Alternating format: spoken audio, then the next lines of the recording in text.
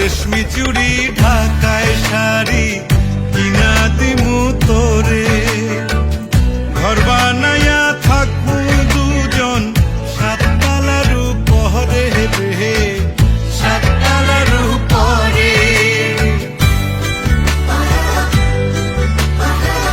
তুই হইলি রে বড় সাহেব, আমি হইলাম বিবি, মাঝে মধ্যে আমারে তুই সিনেমা দেখাবি রে, সিনেমা দেখাবি।